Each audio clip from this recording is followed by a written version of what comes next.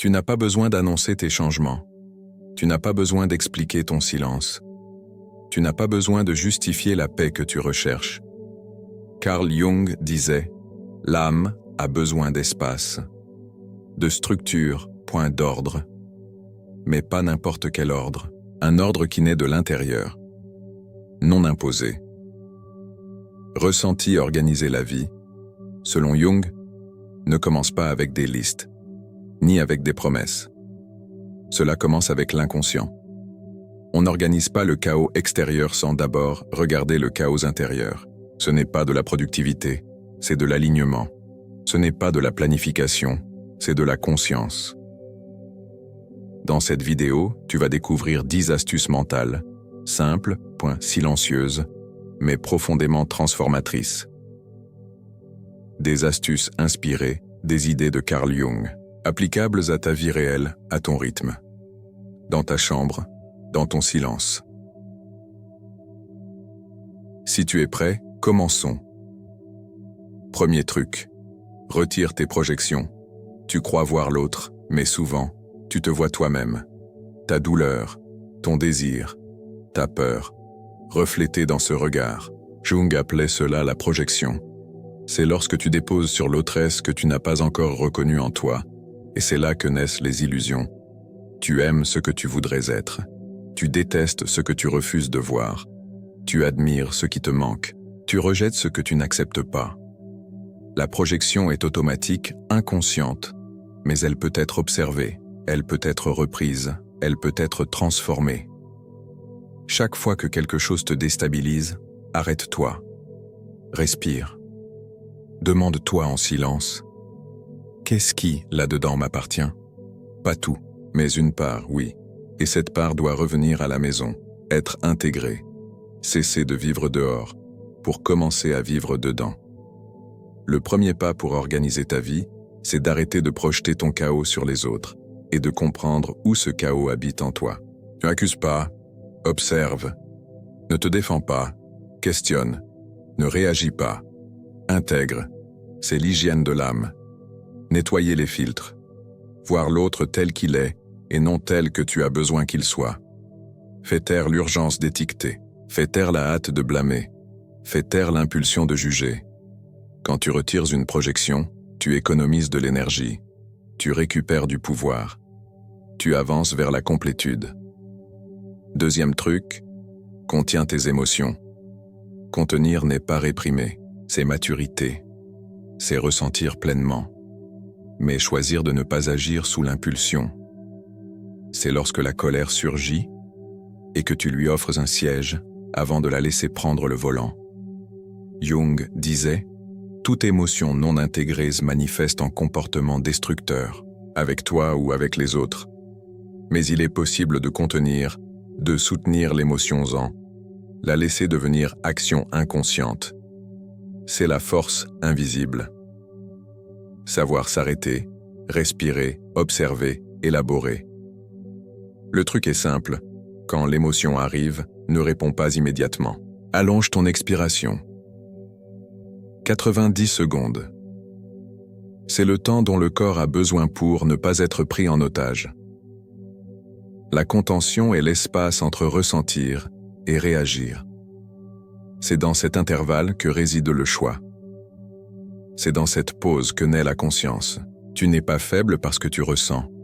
Tu es fort lorsque tu soutiens. Tu es lucide quand tu nommes ton émotion avant d'agir.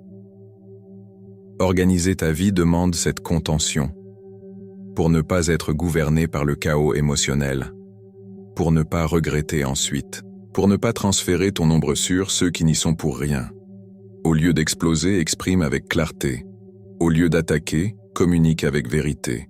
Au lieu de te taire pour toujours, écris. Marche, respire. La contention est maturité affective, et la maturité est structure. Et la structure, c'est l'ordre silencieux. Troisième secret, construis ton téménos intérieur. L'âme a besoin d'un lieu, d'un sanctuaire, d'un périmètre sûr. Jung appelait cela le téménos, un espace sacré où le travail intérieur s'accomplit. Sans cet espace, tout se mélange. Le monde envahit. Le bruit domine. Le soi, qui, dans la psychologie jungienne, signifie le centre intégrateur de la psyché. Il est plus vaste que l'ego, une totalité vivante, qui oriente l'union entre le conscient et l'inconscient. Et pourtant, il se tait. Le téménos n'est pas un luxe, c'est une nécessité. Ce n'est pas un spectacle, c'est un fondement. C'est le sol sur lequel ta vérité peut se tenir debout. Crée un lieu. Symbolique et simple. Une chaise, une fenêtre, un carnet, un objet encre. Rien de magique, juste du sens. Crée un temps, quelques minutes, chaque jour, à la même heure. La constance éduque l'âme. L'âme apprend par le rituel. En t'asseyant, franchis le seuil. 2 soupirs profonds, mains sur la poitrine, yeux fermés. Dis intérieurement, j'entre maintenant, d'ici vers l'intérieur, d'autres rythmes s'appliquent. Ici, tu retires le masque. La persona se repose, il n'y a pas de public, pas de performance, seulement présence, seulement toi.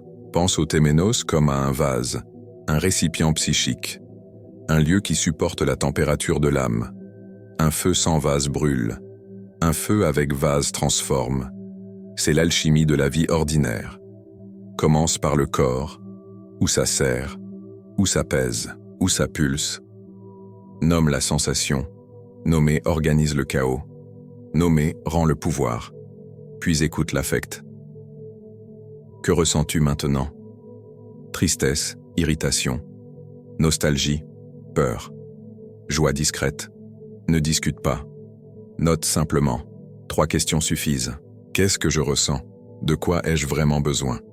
Quel est le plus petit geste honnête qui confirme ma vérité aujourd'hui? Écris une phrase guide. Courte, réalisable, visible. Écris là en haut de la page. Entoure-la, relis-la à midi. Confirme-la le soir. Une phrase soutenue peut transformer une journée entière. Élargie avec 3 lignes. Sans fioriture, sans thèse. Juste une forme pour l'invisible. Un mot qui devient direction. Une direction qui devient pas. Si des images viennent, accueille-les. Un couloir, un pont, une porte. C'est le langage de l'âme. Dessine sans juger. Parfois, un symbole répond mieux que 1000 raisonnements. Protège le périmètre. Téléphone à l'écart. Attention recentrée. Si l'esprit vagabonde, rappelle-le. Respiration longue. Mot t'ancre. Ici, maintenant. La frontière est un acte d'amour. Amour pour celui que tu es en train de devenir. Quand tu dis « pas maintenant », tu dis « oui » à ce qui compte. Le silence est aussi un engagement. Si l'ombre entre, ne la chasse pas. Dis « je te vois ». Que veux-tu me montrer, vu? L'ombre se transforme en information, en limite, en force. Toute ombre garde une valeur captive. La colère peut cacher le zèle, l'envie, une vocation, la peur, une sagesse des limites. Récupère la valeur, rends-la à sa juste place. C'est cela, l'intégration. Si la culpabilité surgit pour perdre du temps, remarque le tyran intérieur, il exige productivité sans pause. Remercie son zèle, informe-le, je prends soin de la source. Sans source, rien ne coule. Ajoute un rite de clôture. Remercie. Souligne une phrase. Range le carnet avec intention. Éteins la bougie. Le corps aime les portes qui s'ouvrent et se ferment. Demain, tu reviendras. Même lieu, même geste.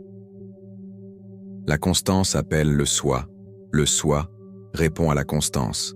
Le soir, fais une brève révision. Qu'est-ce qui m'a traversé? Où me suis-je trahi? Où me suis-je honoré? Sans fouet. Juste ajustement. Demain, j'améliore d'1 degré.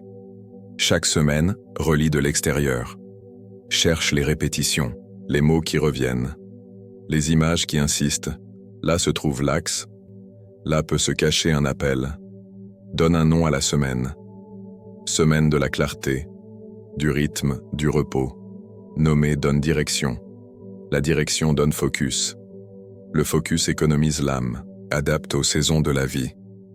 Certains jours demandent silence, d'autres une prière courte, d'autres encore une page d'écriture libre, flexible dans la méthode, fermement engagée dans le rituel. Si la maison est bruyante, crée des couches, bruit blanc. Chaise tournée vers le mur. Couverture sur les épaules comme manteau. Signaux pour le corps. Ici est le sanctuaire. Les jours difficiles, réduis l'ambition. 1 minute de respiration. Une ligne honnête. Une main sur la poitrine.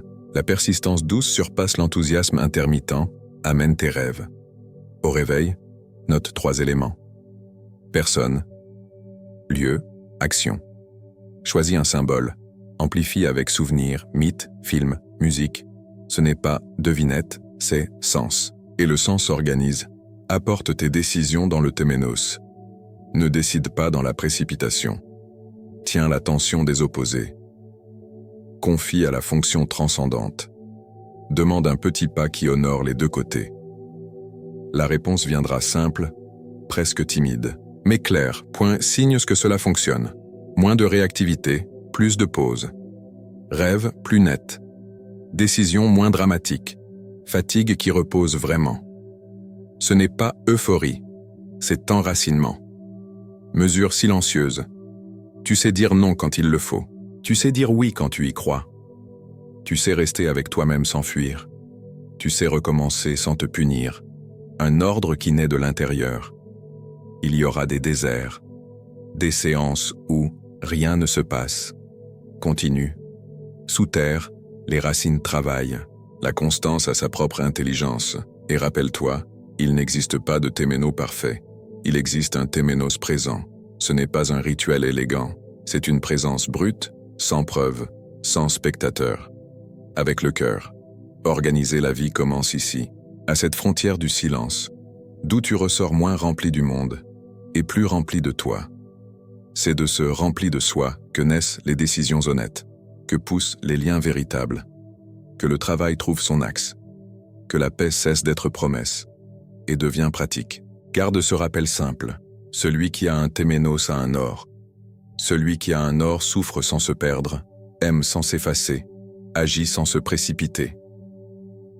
Marche avec humilité, avec courage, avec direction. 4e truc, activer la fonction transcendante.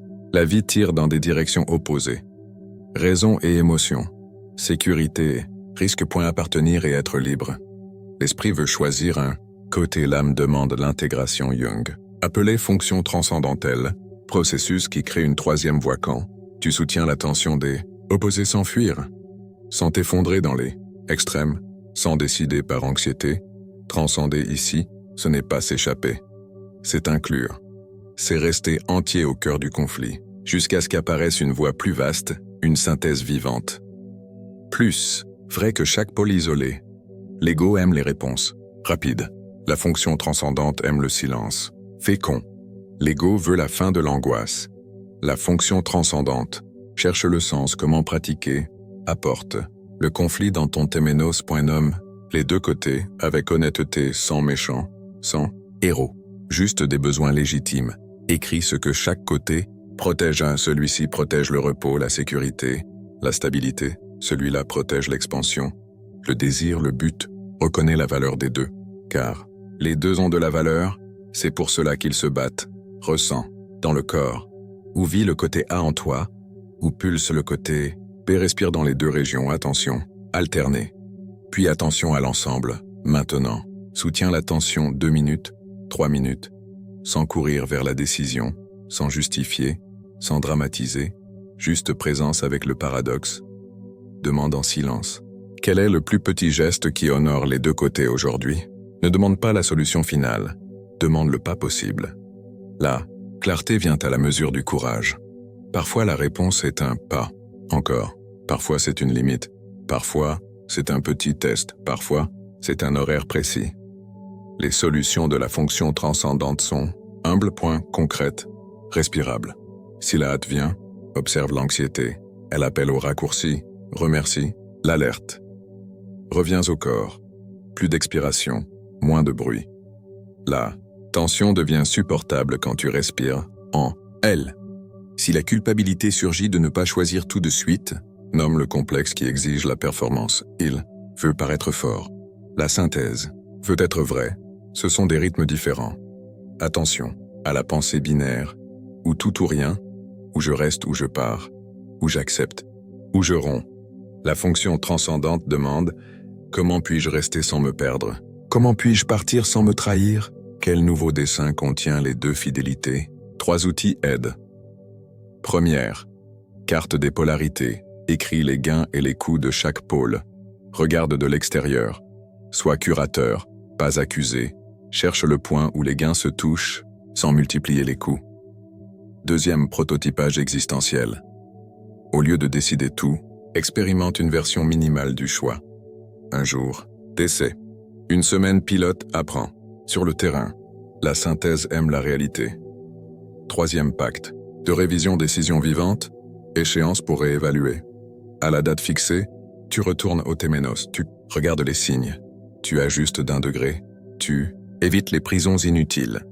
Signe que la fonction transcendante est en marche. Le corps se relâche, la poitrine s'ouvre un peu. Les pensées cessent de crier, une phrase simple surgit. Je peux commencer ainsi, je peux essayer de cette façon, je peux dire oui jusqu'ici. La synthèse n'arrive pas avec euphorie, elle arrive avec paix. Elle n'a pas besoin d'applaudissements, elle a besoin de cohérence. Tu la reconnais de l'intérieur, c'est un ajustement, pas un éclat, c'est un enracinement, pas des feux d'artifice. Attention au piège. Le piège du moralisme. Un côté est juste, l'autre est faux.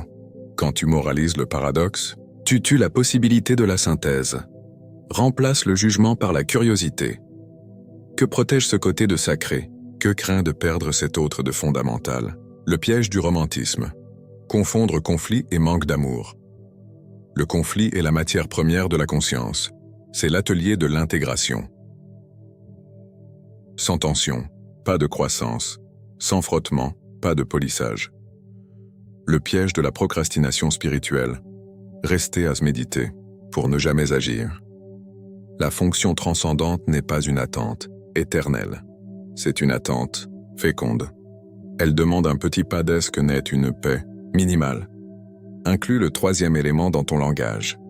Au lieu de mais, essayez. Je veux stabilité et expansion. Je choisis soin et courage. Les mots façonnent l'esprit.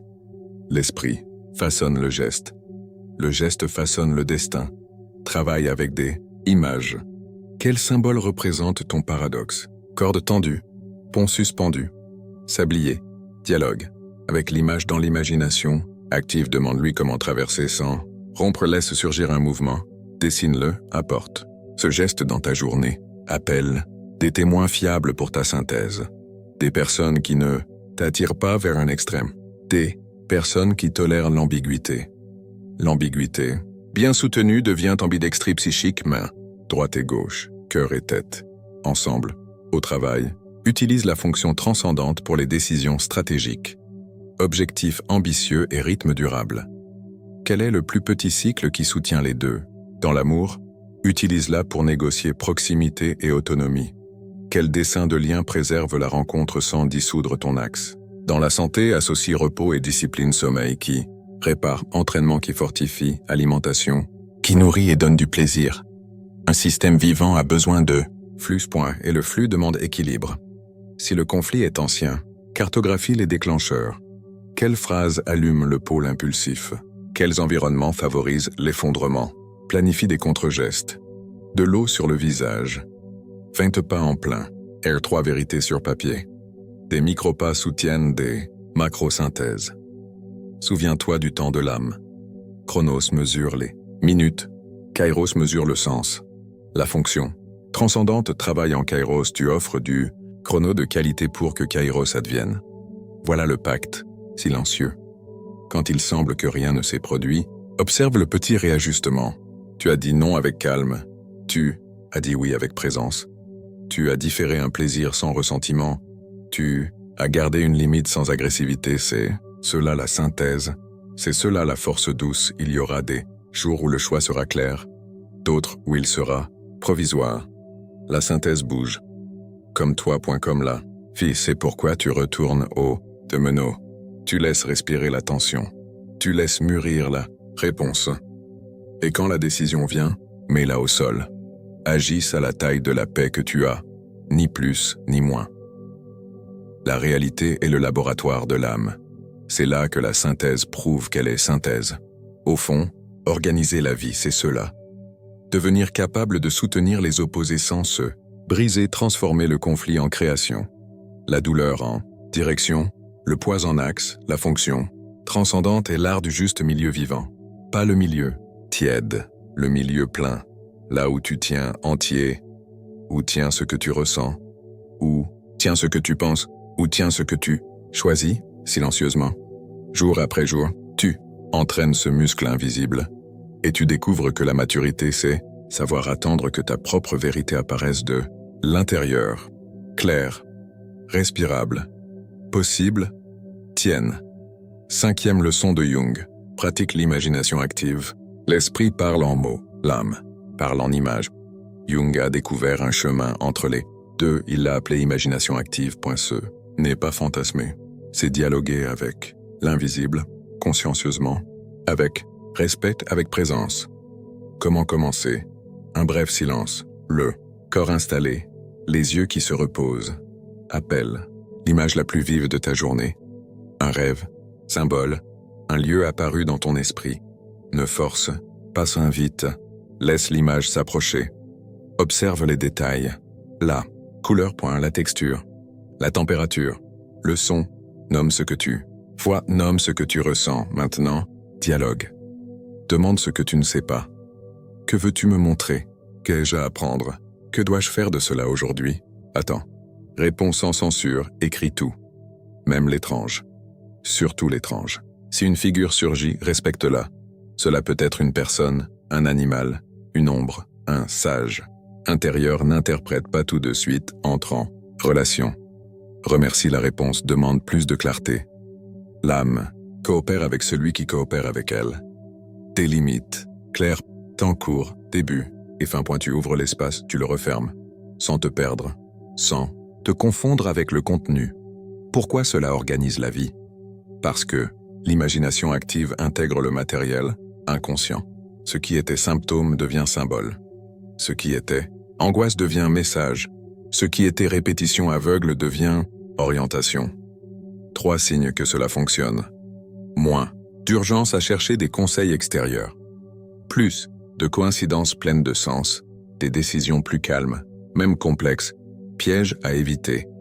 Utiliser la technique pour fuir l'action. Vouloir contrôler. La réponse confondre fantasme omnipotent et dialogue réel.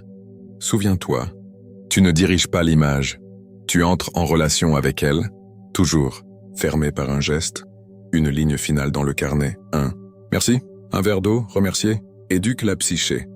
Et la psyché répond aux bonnes manières, de s'organiser en silence, c'est aussi cela, cultiver le pont, entre ce que tu sais et ce que, au fond, c'est déjà de toi.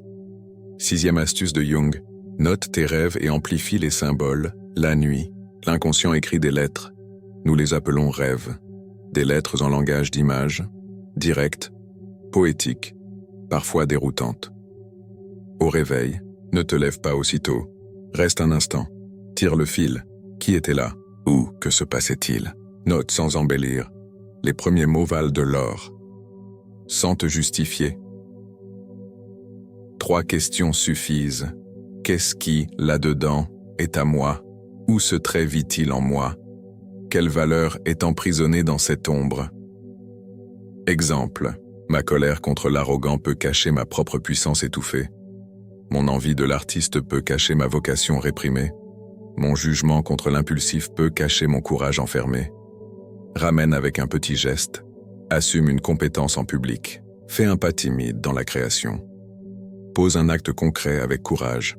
Quand l'ombre devient geste, elle devient vie. Elle cesse de mordre par en dessous. Précaution.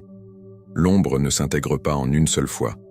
Elle demande des cycles, des révisions, de l'humilité. À chaque passage, moins de projection, plus d'autorité intérieure. Outil simple, écriture de 3 minutes après un déclencheur. Respiration longue jusqu'à ce que le corps lâche.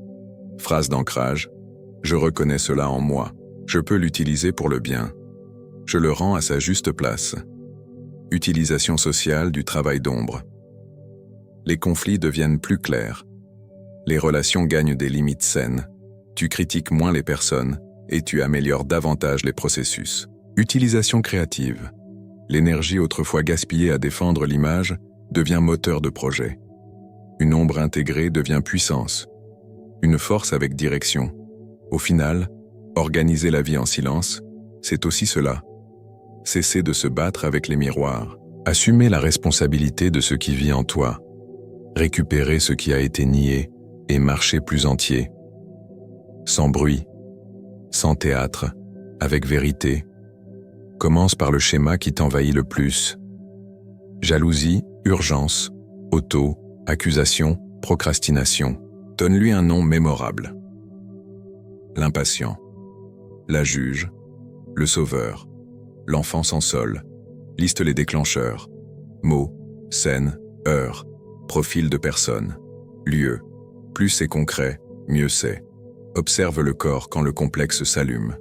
Chaleur au visage, nœud dans l'estomac, tension aux épaules, mains agitées.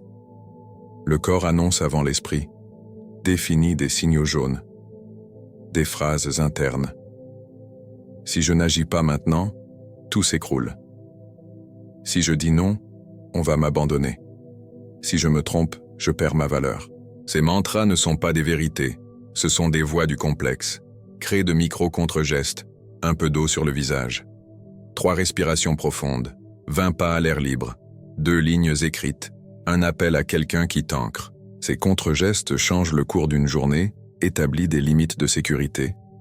Je ne réponds pas aux messages sous décharge émotionnelle. Je ne prends pas de décision après 22 heures. Je ne promets rien avant d'avoir dormi. Des règles simples protègent ton intégrité.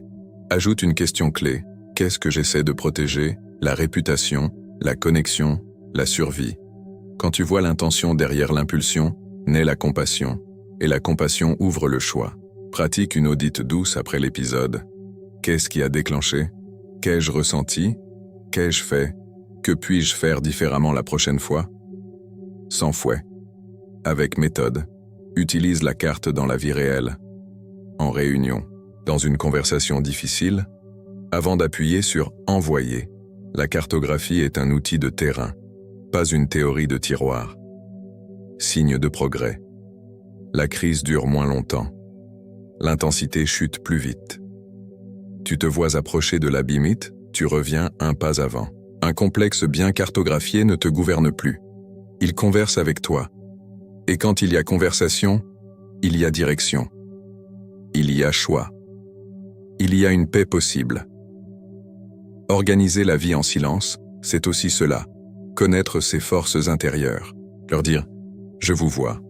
Je prends soin de vous. Je vous conduis avec moi et non contre moi. » 10e leçon, lire les synchronicités comme des hypothèses de sens. Tout n'est pas hasard. Tout n'est pas destin.